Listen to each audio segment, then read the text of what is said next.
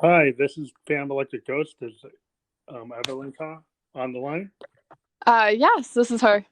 Okay, great. So, just to give everybody a preview, I'm Pam Electric Ghost. I interview artists from around the world. We've been doing it for about 2 years, and we have Evelynka on the line. You're from LA? I'm not from LA, but I'm currently based in LA. Okay, yeah. I was reading your well, you're a classically trained progressive deep house music producer and DJ, Yeah.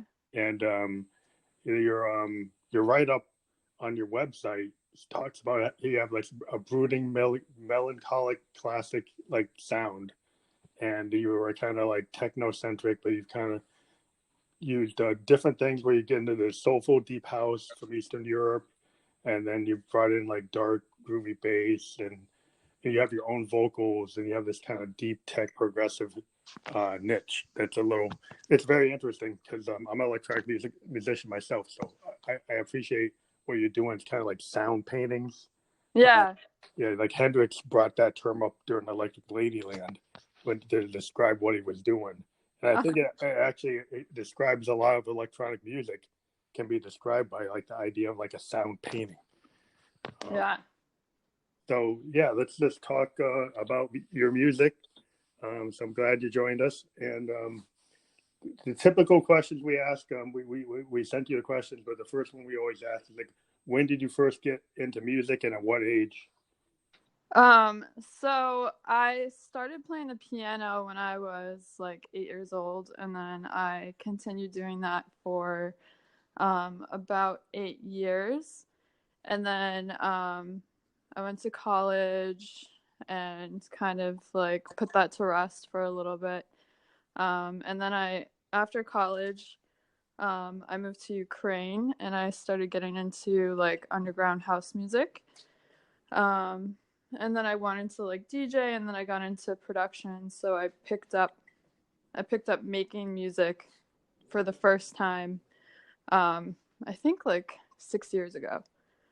So So when you started to make music, did you work within like the digital audio workstation format, or did you actually go to physical studios? How did you do that? so I started off in Ableton. I took like a beginner's class. I was living in Boston at the time, and I took a class there.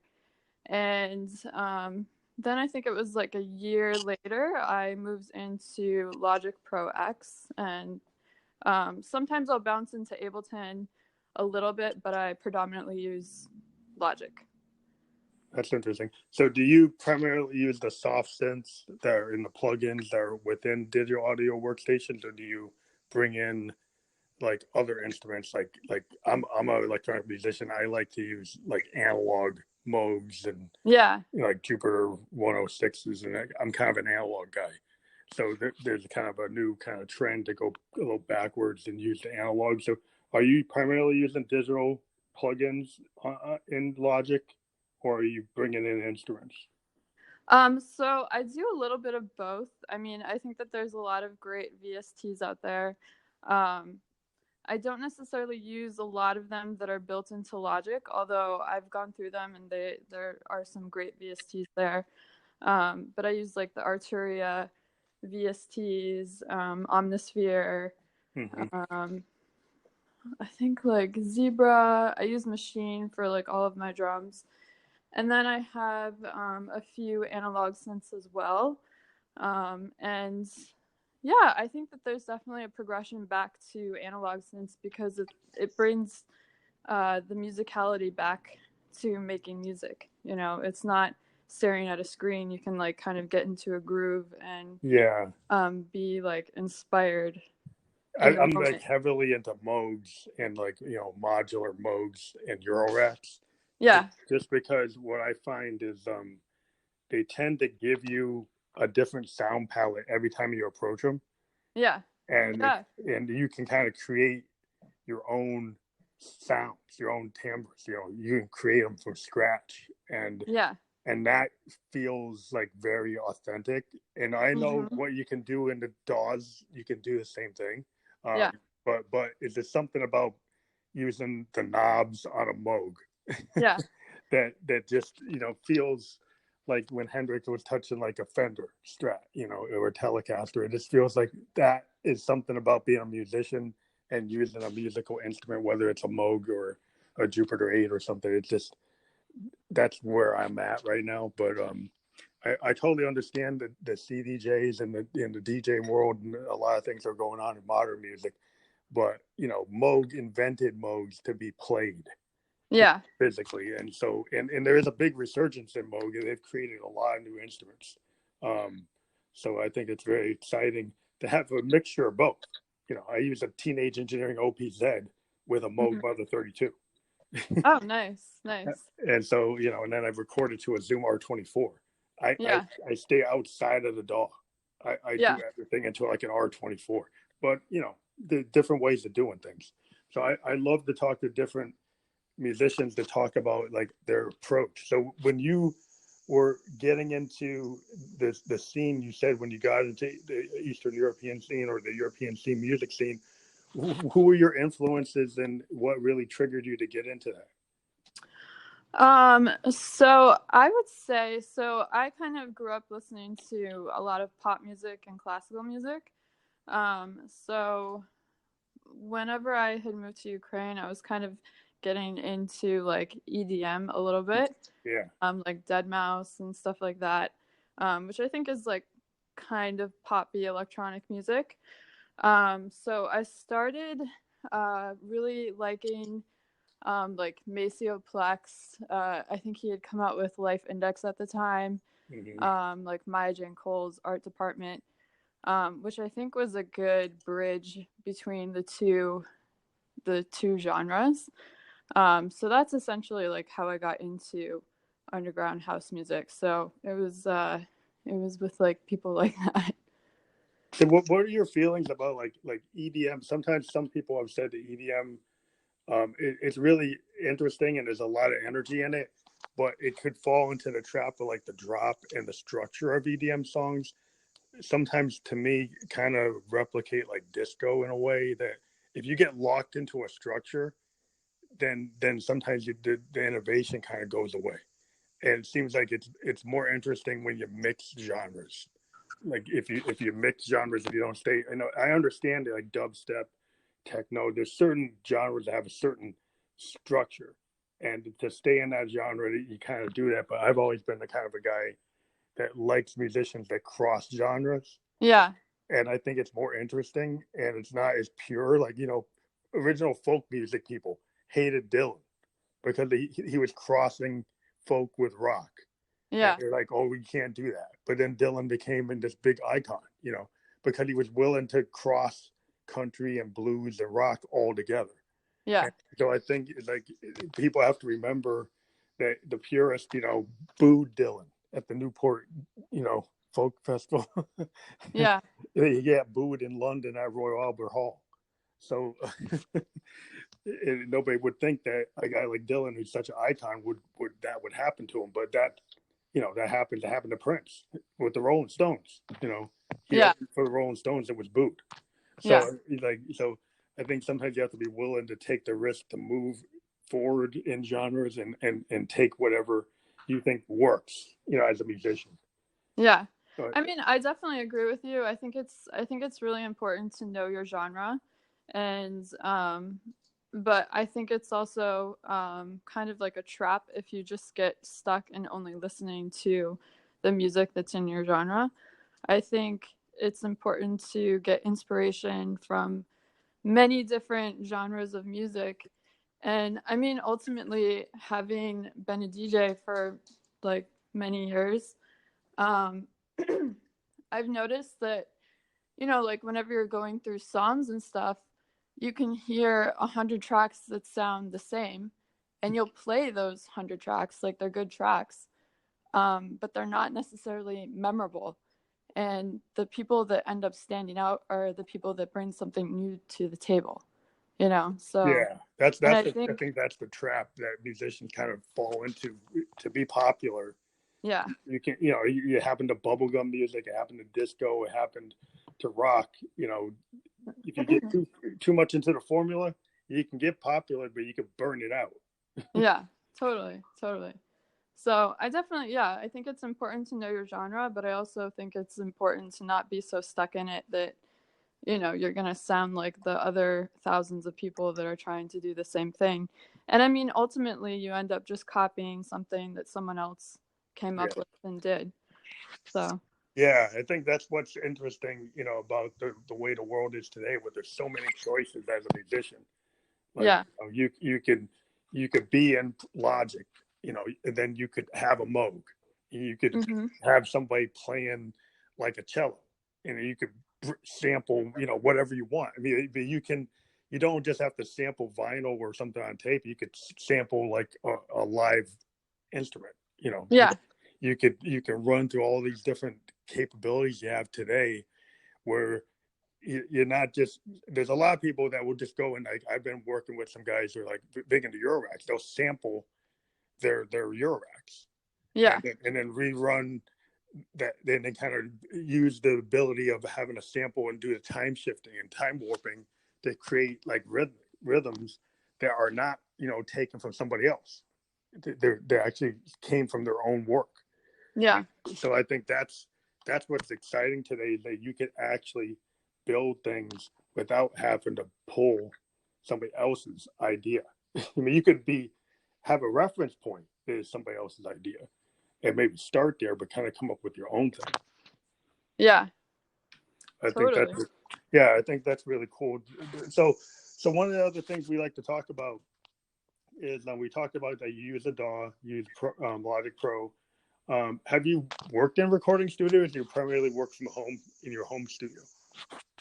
So I've been very fortunate enough over the past, I think it's been 2 or 3 years, to have a room dedicated in my apartment that I can use for music. That's cool. I have been in a few professional studios, but I generally just Use your own work home my studio. production at home. Well, Which, that is a big trend. I mean, I've talked to rock and roll bands. I've talked to indie rock bands, yeah, and everybody's, using even a rock band that's like traditional guitar, bass, drum. They're using Logic Pro, or they're using Ableton, and they're in their garage or their basement or their area, and they're recording their albums, without having to go to the studio. So that's kind of given a lot of people the power to, don't have to go to Sound City, don't have to go to Olympia. You can actually do it, and that I think is a big plus. But then there is, somewhat to say that recording engineers, there's an art to being a recording engineer. oh yeah, I mean it's a totally different thing. Yeah, It's a completely different thing. It's not, it's separate from composing music yeah, and yeah, producing it. Engineering music is its whole other thing. yeah. So I mean, when you do your home studio, when you put that hat on and you're recording, it's a different you write your original music, but then when you have to master it or do the recording engineering, or do the different choices you make as a producer, do you find that maybe talk about the difference between, as an artist you come up with a song, but then as a producer you sometimes deconstruct a song and then rewrite it. So have you found yourself wearing those hats and have different opinions on, did you like your demo better than what you ended up doing later, or do you like what you did with it? Um, well, I think that there's definitely whenever I'm writing a song, I try to just put down as much stuff as quickly as possible. So maybe in the final process, whenever you're really tightening up the track and trying to get it ready to send out to labels, you'll be, bringing in sounds and really working on sounds that you want in the track. I have noticed in some cases where sometimes I'll do a few versions of a track and then I'll end up sending one out to a label and getting it signed and stuff, and then I'll go back to the first version and I'm like, oh wow, I kind of like this one better. Yeah, I find as an artist, I've talked to artists for the last 2 years, and a lot of artists, you go through, because you're an artist, and you'll make multiple versions of something, and Yeah. you kind of torture yourself trying to tighten and perfect it. But sometimes the honesty and the originality of that first version.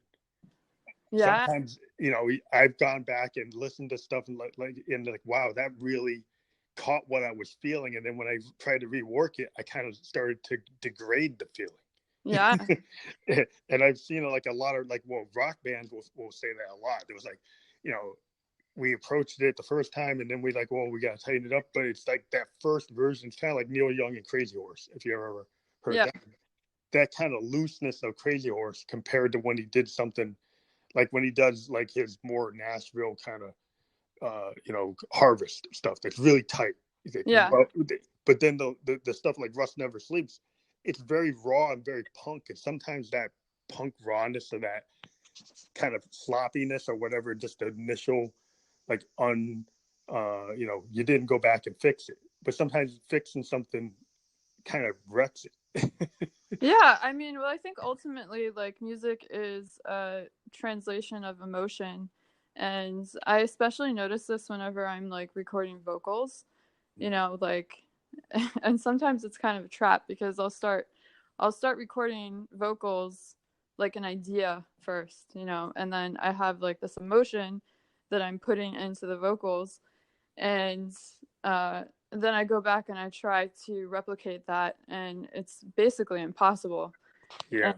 And even sometimes, like playing an instrument, like the first time you do it, like you're feeling it, and then you try to go back, and you're not necessarily feeling it. You're more focused on replicating it, and maybe concentrating a little bit too hard on replicating the emotion, which I don't know. In most Yeah, cases, it's kind of it's like not.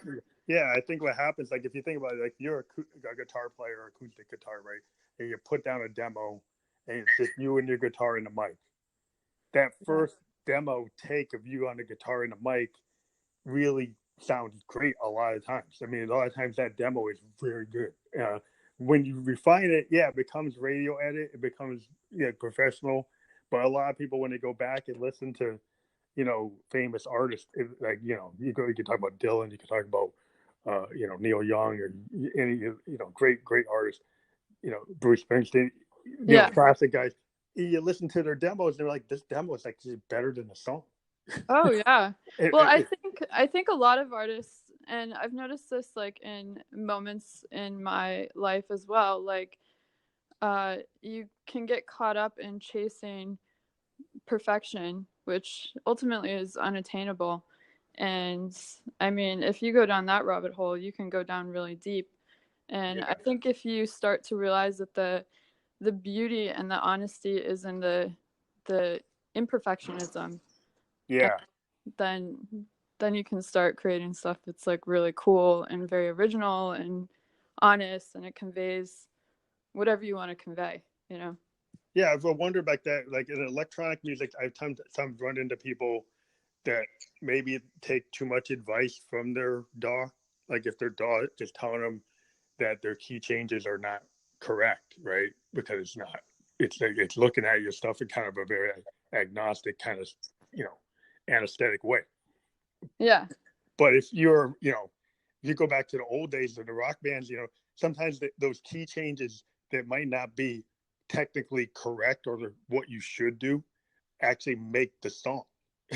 and Yeah. if you let the DAW tell you that you shouldn't mix that scale, or you shouldn't do that run that way because it's not technically what it is suggesting. I've told people like maybe you shouldn't pay attention to that. I mean, you can listen to that, but you like make your artistic sensibility choice as a human being. Well, I think if you're doing music, I think you ultimately have to trust yourself, and have to trust your gut instinct, and hopefully you're not tone deaf. So if things sound good, they sound good, and if you're breaking some rules or whatever, like whatever, it sounds good. And I think sometimes breaking rules, or making weird sounds, or maybe bringing in a note that's not in the key, like it can create a very original voice, which, as I was saying earlier before, is really important when creating music. Yeah, definitely. Like, it's like there's a real famous example, like Hendrix bringing feedback into the world of guitars. The recording engineers wanted to edit it all out. Yeah. and said it wasn't correct.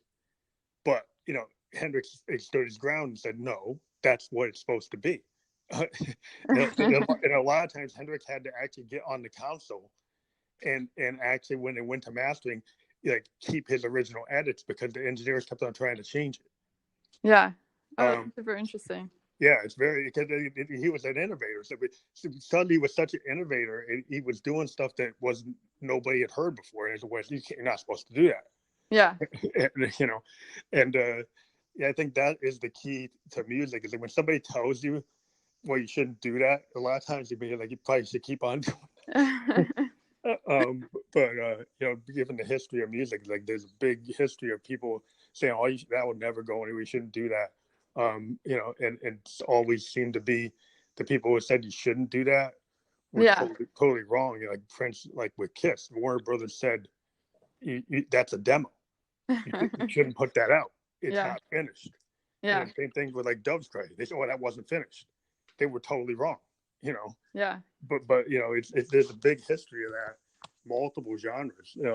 Going to punk music and everything. Bands like Hoots to Do, they did stuff in like 24 hours. They recorded something in a garage, and Yeah. then their label was like, I don't know if we should put it out, and they were like, put it out the way it is, and it became a classic. A 5-star record.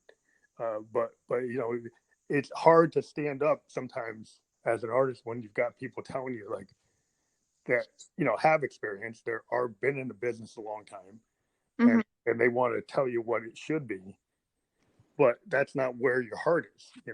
Yeah. I mean, I definitely think it's good to always get as much knowledge from your peers as possible, or from people that are where you want to be. Like, I think it's important to always have this sort of growth mindset. So definitely keep your brain open to advice that people are giving you, but also you have to believe in yourself and what you're doing, and if you feel like something's right, then you got to just go for it. Yeah, so I was looking at your albums, like your EPs. You have Sin, Babel, and Haze. Mm-hmm. Are you working on something for 2019? Yeah, I have a bunch of stuff that's done. I'm in the process of getting a few things signed right now. Sometimes it's kind of a lengthy process to do that and then get stuff released. But I have a few EPs that are finished, and then I'm working on some more stuff right now, doing a few collaborations. So just Yeah, I was going to to, ask about that. That was one of the questions. Like, when you collab with people, are you collabing with people within your genre or like outside of your genre? so the majority has been like inside. I just finished a track with this artist in Berlin called Jeppe, and he is like kind of inside. He had I did vocals for a track, and it wasn't like my exact style. It was a little bit outside, but I still really liked doing it. It was still like in the house genre, That's cool. Um, yeah. So when But you did that collab, was it all between like sending tapes through the net and going into your DAW and then going into his DAW and going back and forth, or did you physically meet? oh no, we couldn't meet because he's in Berlin. But yeah, he sent me some like MIDI files, and then I did some recording and sent it back to him. And yeah, everything was through the internet, which is, I mean, it's super cool that you Yeah, can do that yeah. nowadays. A couple of years ago, I did that with an artist in Los Angeles. I live in New Hampshire, and we were sending files through the net. Yeah. And she was working at FL Studio, and I was doing my hardware workflow. So she would do stuff in FL Studio, and then I'd bring stuff into my Zooms. And so I'd get her files and bring them into my, overdub them into my R24. And it was just, it was interesting that we had like Skype sessions where we'd have live discussions to kind of talk about where we were on the songs, because it gave us a little bit of like like we were in the same place. Yeah.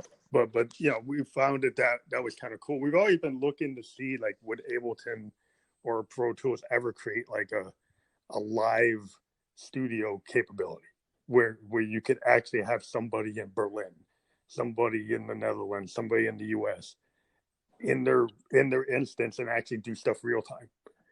That would be so cool, but I guess we're not there yet.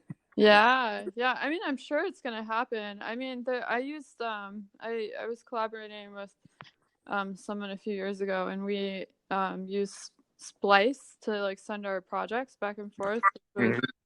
super Yeah, convenient. And then we'd do like I mean, it wasn't the same as like being in the same room with somebody, but we'd use Skype and then yeah, share the screen to work.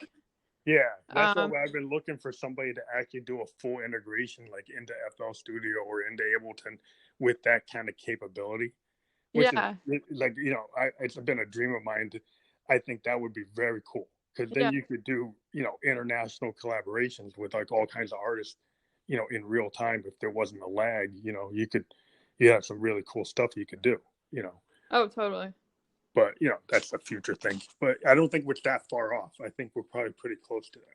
Oh, yeah. I don't think so either. And I think uh, the more that people demand it, the engineers are gonna listen.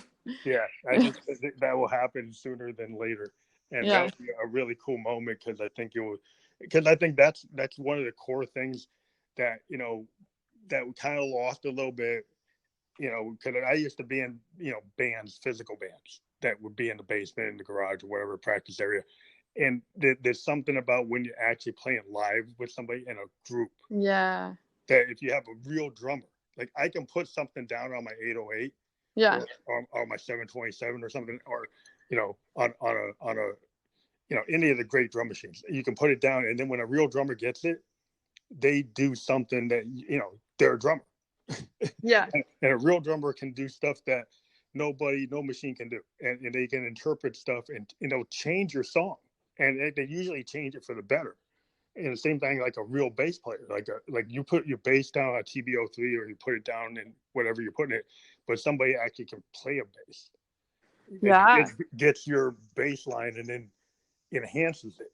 You know, yeah. it, I think that is still something that's worthwhile when you collaborate with people that are that musician with that instrument, that they just bring that ability to in the interpretation of your idea and in the real time interaction. I think there's always it's great to be able to do that Oh, when yeah, totally. with you hope that when people play live, that they get to, in situations, if you play festivals where you can kind of vibe off of people and do collabs like in real time with other musicians. That's always like the place you can do that. But so, do you have like live shows you're going to be doing in the next year? I don't have anything planned as of yet. I think taking things live, especially like whenever you're doing every single element in the track, is Mm-hmm. definitely um it's definitely an endeavor. I would definitely like to do that in the future, and I've been thinking about it a lot lately, or Yeah, at least the kind of rig for you would like need to do it to do that. yeah, or at least starting to like incorporate some live elements. I mean, like I've been thinking about like, starting to do like the vocals from my tracks live, or maybe like some of the synths that I use or something like this. But I think yeah, I would love to do it. I've been thinking about it a lot lately. I think it would take a lot of practice and work Yeah, to yeah, be it's able one to thing. do that. Yeah, it's one of the things. Is like, as the artist I am, is like my whole kind of stick is that I'm a one person band, Yeah. and I come off with my I got an LED outfit. I dress up like a ghost, and but I've got hardware synths, and I take advantage of like sequencers and foot pedals, and so I'll have tracks that are already sequenced, Yeah. but then I'll like live play like a Moog lead line, or Mhm. I'll live play the drums, or I'll live play the bass. I kind of change it up when I do a live performance. Like I'll go to New York, go to a club, and then I've got like my Rolands and my Moogs and everything, but I've got all these sequencers, analog sequencers and digital sequencers, and I take advantage of linking them to foot pedals, and I can kind of be like a jazz guy. I can just I can do the song straight, or I can Yeah. change it, and then I'll play lead lines or like lead pads off of Jupiters and stuff, And it's just, you kind of go out there. It's like, yeah, I have the original song and I can kind of run it as it was, or I can go out and kind of play it different. Because if I'm going to play it live, I usually don't play it exactly the same. Yeah. And then you get less stress because you're not trying to play the song exactly the way you wrote it. Yeah. You play it the way you feel that night. If I feel like doing a heavy bass line on it, I do it that way. If I want to do a heavy guitar, I'll do it that way. Like you just change it. So then you put less stress on yourself because you just say, well, I'm just going to enjoy playing. Oh yeah, totally. And I mean, I think that also brings some like newness and excitement to I mean, if people like come because they're familiar with your music and they're coming to see you, they like the tracks that you've been producing, like, it can bring like a nice flavor to a show. Yeah, there's a lot of cool machines out there now, like, the Kai Force, which lets you do a DJ kind of show, but then you can actually play the pads and run stuff live. Yeah. So it's not like a CDJ. You could actually play chords and lead lines on the pads. Oh, nice. And so that device, and you can do CV control and MIDI control of multiple instruments. And so that control scheme, and not that I'm pushing for, that company, but, like even Teenage Engineering, the OPZ, you can do a lot of cool stuff with that live. Mm-hmm. And so, like, if you have a little thing like an OPZ or using the Kai Force or MPC, it allows you to do live performances as one person. There's a lot of devices out there now that allow you to do it without, just doing a CDJ. You can actually play your material. Yeah. And I think I know a lot of like underground artists now are kind of, well, I mean, I think it's changed in the sense that, I mean, like producers, like you basically have to produce music in order to leave like your town of gigs. Yeah. And so, I mean, I think the A-list DJs or producers or whatever, they produce their own music, and I think that they're starting to gravitate more towards doing live sets. Yeah. Which is interesting. It's definitely much more interesting. I think it brings like an excitement to the show that you don't get from somebody just playing CDJs. Yeah, I think it goes back to the original like idea of live performance. It's like, you think about guys like Hendrix, you think of the Who, Zeppelin, even just the old rock bands, even progressive bands. Cause I'm a synth player, so I was like Emerson from Emerson, Lake and Palmer. He like a big, like he's like my hero, and Mm-hmm. he would just come on stage with these massive moats. These like look like a mad scientist, and he would just come out and play these amazing like classical runs on synths, and just do all this otherworldly stuff with the modulation. And I think, when you see people in Europe with the Euro racks on stage, these people doing like, very expansive analog synth, like modular shows there. They're like jazz. They come out and they play it different. They play it live. They're manipulating their synths, and it doesn't sound the same every night. It's kind of like the Grateful Dead. People are coming to see people because it's actually different. It's actually live. It's not exactly what was on the record. Yeah. And I think that it's always going to bring excitement. People would go see the Grateful Dead over and over because every time they played a song different. And so when we went to see them, it's not like you're seeing the same show every day. Yeah. It was different. I think people have to realize that, music fans, I think they like that. They like to see the virtuosity of a musician. Oh yeah, totally. And I think like musicians, really got to realize you don't have to do your song exactly as you wrote it. Yeah. Every night, which is boring as a musician. I think you get bored if you play it the same every night. You can do it because the fans want it, but I think it's a little more interesting if you vary it a little bit, or as you get better, or different, you can vary it a lot. Yeah. But yeah, I think it's cool that you're out there, thinking that way, of doing a live performance, because I think that's the trend today. I think that's where everybody's going is being able to actually perform. Yeah, I mean, I think everything is like a gradual movement. I mean, like I started out DJing, and then I got not necessarily bored with it, but I kind of wanted to do more. And Yeah.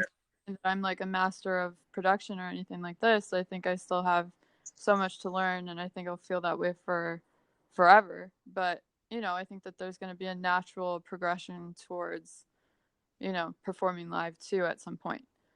I And think musicians always, you always like, if you're gonna grow as a musician, you always know that there's something you don't know or you want to learn. oh yeah, Yeah. And unless you're a cover band, it's just gonna keep on playing the same thing every night. Um, you're gonna, if you're a singer songwriter or you're a producer, you've got your own vision. You're naturally gonna get to a point where you make yourself a little uncomfortable because you're gonna try to learn new things.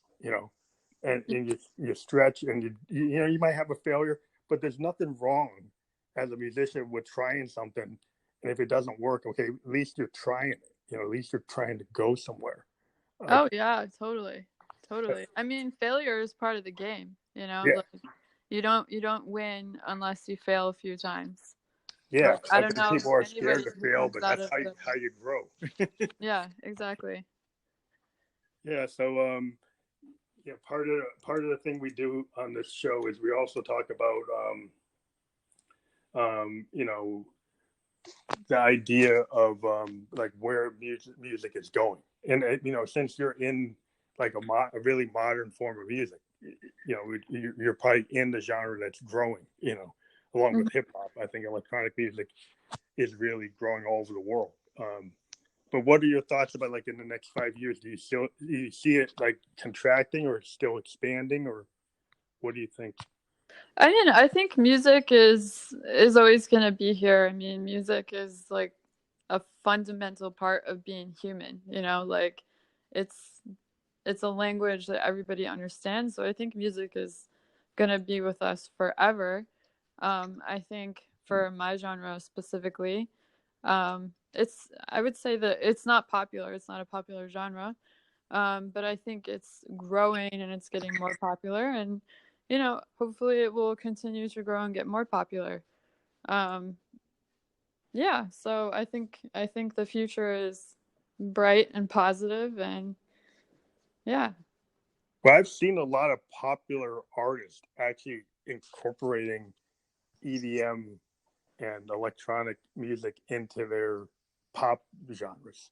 Oh That, yeah. so I think that's where that, as a producer and a writer, you never know. You might get a call from some big artists to say, well, I like what you're doing, and they want to incorporate it because it seems like they're always trying to pull from different things. So there's always there's always opportunities, with music, the type of music we do, we tend, you could end up getting on a video game soundtrack or a movie soundtrack or a TV or film. There's a lot of places we can go with the stuff we do. Uh, Yeah. so it's a wide open genre. It's not just a club scene. If you get the right people behind you, you can end up getting, placed in places you didn't imagine. Oh yeah, totally. Totally. Yeah, yeah. So I think that is like where we I think can really grow our music, is like realize that you don't just have to be in the bounds of a scene. You can get beyond that in multiple applications of where your music can go. Yeah. So that's really exciting. So like do you have any target date for your new stuff to come out?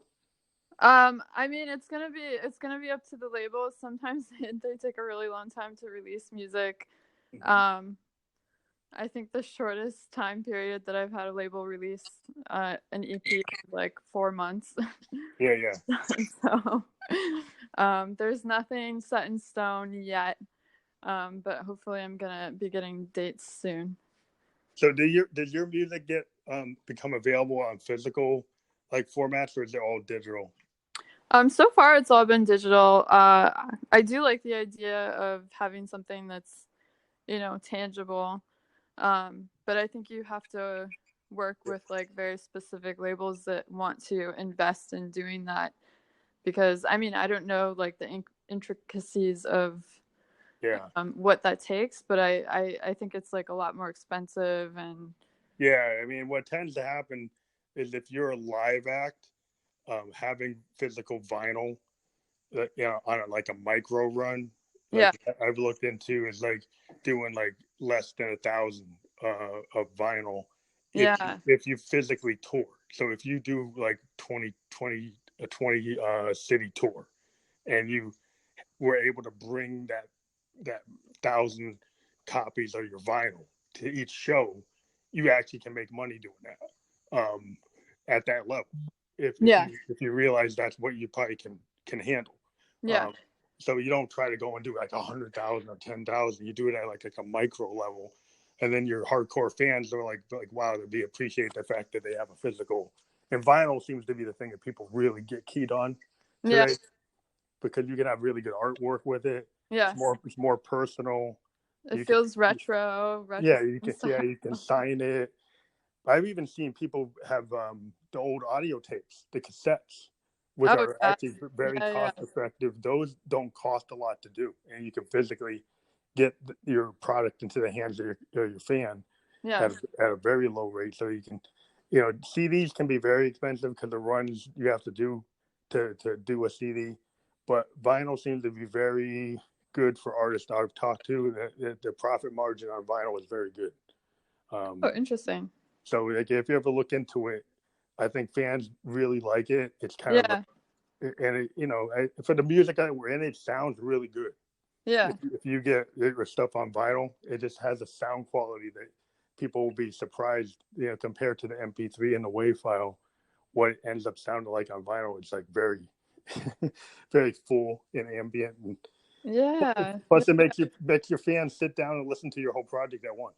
Yeah. Yeah. Yeah. Which is kind of what you want to do as an artist. Like if you have an idea that is longer than one song, then you kind of want them to hear it in one, the whole project, and not just pick one or two. Um, so vinyl kind of, has your fans sit down and actually pay attention to the art.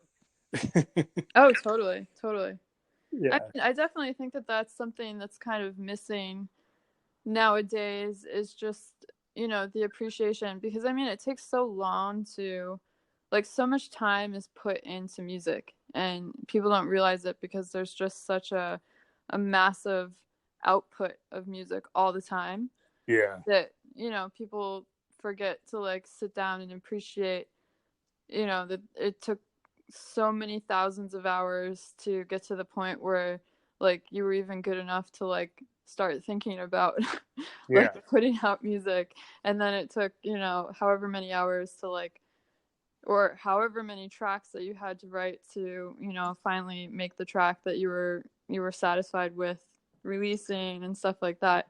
So yeah, I think that, there's definitely a loss with that appreciation with all the digital stuff, and sometimes going back to something that's more analog, makes you appreciate it a lot more. Well, I think the fans appreciate the whole format. Like if you look at it, vinyl, it just has a lot more room for artwork, to put, like lyrics in, to put posters in. It just gives your fan an experience that like they can connect with what you're trying to project, right? So Yeah. as an artist, like if you have a project and you've got a poster, you've got lyrics, you can present it in a way that's very, you know, I think it's fun for the customer, for the fan, to actually, get a poster, get the lyric sheet, and actually be able to read it because it's big. You know, I was a child of the '70s. I'm 50 in my 50s, and I grew up going to the record store and picking up vinyl. I Yeah. got I got Purple Rain on vinyl Oh, when it nice. came out. Yeah. I rode my bike to the store to get it, and I sat down and put it on and listened to it the whole way through. Which, like today, the problem, like you said, is like a kid will get a song and they'll just grab a playlist and they don't listen to an entire project. Yeah. Um, and I think, like if you had done that with Purple Rain, Purple Rain's, that's the only album, but it's the idea of an album is it's like a reading a book. A Yeah. good album is like reading a book. When you have great albums, like the Rise and Fall of Ziggy Stardust, you can't really listen to that with just one song. Mhm. You got that Bowie album, you got to listen to the whole thing, Yeah. and that's the way it's meant to be listened to. And there's some people today that can get. I think Kendrick Lamar can get people to listen to his whole project all the way through.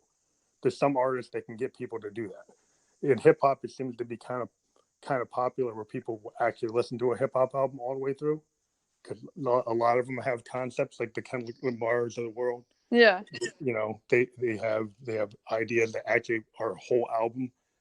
But some of the other genres have kind of lost the fans' attention. Yeah. Well, I also think that I've talked to a bunch of other producers, and there's also this mindset that you have to keep people's attention, like that you're even there. So, Yeah. Creating an album like can take, I don't know, I've never done it, but I would assume like a year minimum, maybe Yeah. like 2 years or something like this. And I think people get afraid of being silent for that long and really like working on that project. I know a lot of electronic producers, they want to keep putting Just out putting stuff with so that they remind yeah. people that they're still there. So I think EPs have become Yeah, much more popular, or singles, or stuff like that. So yeah, I'm kind of an odd bird. Is I write so much. I have released probably 20 albums. oh wow. And I'm working on a new album right now, but I am doing a strategy of every song on the album is coming out as a single. On I have 2 labels I'm working with, and I got an unlimited release capability with one of the labels out of New York City. So every single song I give them, they'll release, and then they're going to release one album that I'm going to combine all the songs that are going to fit a theme. But I've probably written 30 songs for this record, and I'm probably only going to put out 10 of them on the album. Mm-hmm. But all 30 might come out as singles. Oh wow. Yeah. just because the way the market is what you described. The way the market is like, if you can keep on putting them out, you kind of don't know which one's going to kick. So you put them all out and then see. Yeah, totally. And the record label was actually into that, because they see the way the market's working. So, I edit myself before I put it out, but that's the way things are going now. But a couple of years ago, I probably couldn't get a label to agree to do something like that. But in this market, they agree to it. Yeah. So I think it's exciting, but I still got them to let me do one album, and so the album is still there. The format is still out there, but you have to kind of really have a strategy to kind of get it into people's hands, and you want your fans to listen to the whole thing. So that's the big issue, I think, today. Yeah. The attention span. But you try to build a theme that will make people want to listen to the whole thing. Yeah, totally. I think that's the whole idea with an album, is it's got to have a consistent concept, or it just feels like you just threw a bunch of things together. Yeah, totally. Okay, well, what we do here is Anchor is actually associated with Spotify. They're part of Spotify. Oh, nice. And this podcast comes out on Spotify, but we also come out on Apple Podcast and Stitcher, Radio Public. There's 11 platforms that we come out on. So after we finish with this episode, it will take maybe an hour. We're going to put it up. We'll send you the links, and you can just send them to all put the links up wherever you want. It's cool thing about Spotify is it allows you to link to Instagram. So what we're going to do on our Instagram site, and you can do it with yours too, is you can actually create a highlight. Yeah. That links to the podcast. Oh, cool. And then people can just click the highlight and it'll go right to the podcast. Yeah. So that's kind of cool. Oh, cool. Yeah, it's a good integration. It's without having to pay advertising to get it to happen. It actually is a clickable link on Instagram that you didn't have to pay for. Oh, nice. Yeah. Which is pretty cool. Yeah. So we'll get this out there. And when you get closer to having your record, we've actually interviewed several bands that when they had their album, we talk through every track if you want to, when you go to release. Oh, cool. And we did that with Kendra Black on her album, The Fire. Yeah. So yeah, we'll yeah, if you're interested when you get closer to your new release, let us know, or any of your releases, and we can have you back on and you can kind of do a release episode. Sounds good.